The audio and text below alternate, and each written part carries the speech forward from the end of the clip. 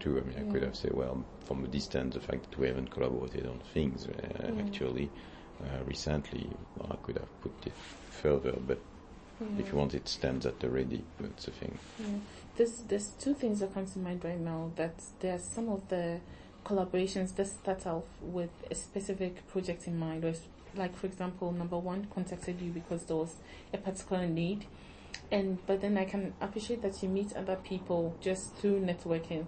How do you arrive at a theme to work on together? What do you go through? It's opportunity sometimes, and it's a call. It's different thing. It's like, keeping people in mind who have a certain skill set that you say, oh, I know that person, so let's try. And some people, I mean, it's really weird how it works in academia, is that some people will tend to go anywhere but their own institution, and some people will only stay within their own institution. So my case, I don't care where the people are. I mean, I know them from everywhere. So But you don't have anyone from Lincoln on this list? No, because I don't do research in Lincoln for the time being. That's the thing. Okay, you said that already. Yeah. But I tried the NHS here, but there was nothing. Currently, there is really not much happening here for me, for my own stuff. It doesn't mean I'm not collaborating on other stuff, but it's Also, there's not, I mean, for your specific research area, there's no other academic within the department who Well, if I do biomedical imaging, no. If I do imaging, I can work with anyone. So that's the thing, and I can do it. Currently, and we have also different projects. So again, with LIAT and different people there. So I am there. So I could have listed their name. That's correct. Yeah. But I was more thinking a real network. I mean, people locally, it's not really a network. Yeah. It's a group. So you have. So maybe it's a terminology thing. Yeah. So you don't consider the people within the group as network contacts? Not necessarily. No, for me, network implies some distance to some extent. So again, might be semantics, but No, but that's good to know. Yeah. Something where you need to work hard on maintaining, for instance.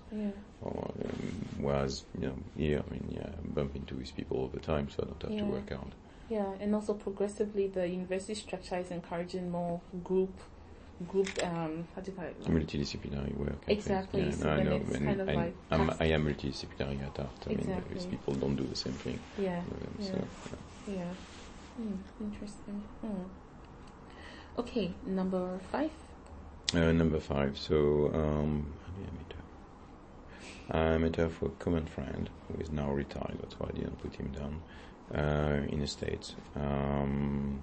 And then we got. I mean, she tried to get me to San Diego at the time. She tried. I mean, basically, so it's we've been in touch. I mean, we've been good friend as well. So good person, and just again trying to figure out how to work together. So still, and again, this is one thing that can happen anytime if it happens. Okay. But Okay. But did you meet number 5 through anyone that you already knew? Yes, but not on that list. Not on this. Yeah, okay. no, okay. yeah. But was the person in academia or was the person in the industry? The other person was in academia. Yeah. Was in academia. And at the time, she was in academia as well. Okay. Academia clinic. So again, this is my turf. So my stuff. Yeah. Okay. Number 6. Colleague. So colleague when I was in the States, we still stay in touch. Interesting character, I would say.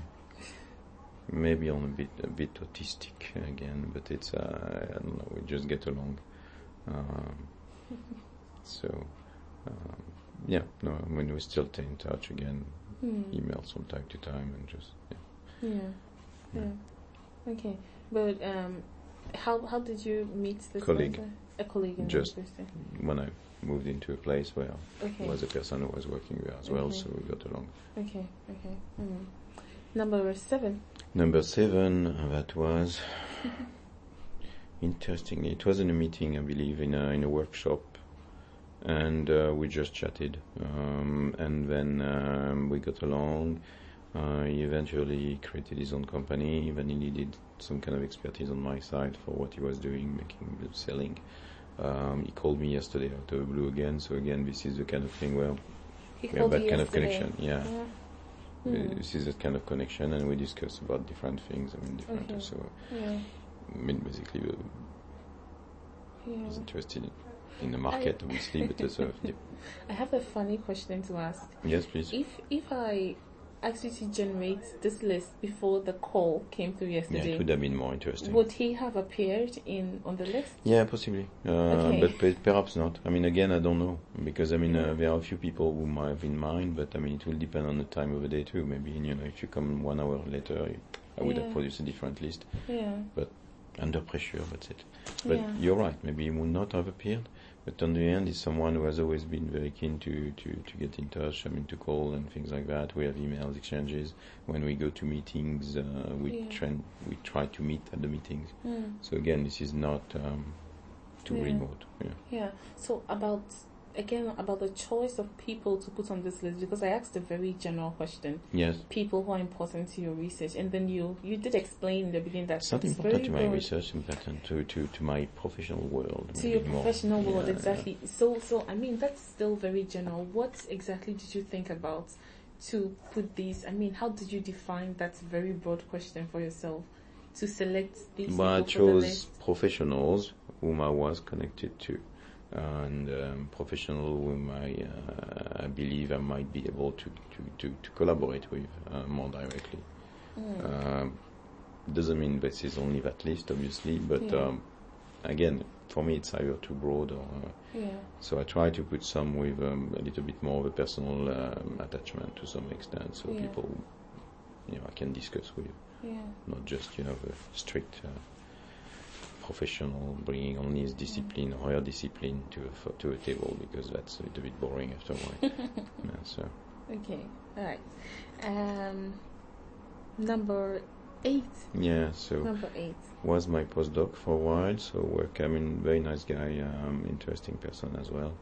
Okay. Eventually went to do training for secondary teacher. Then finally decided, well, actually I might still try academia, so went back to academia. Now he's back into teaching.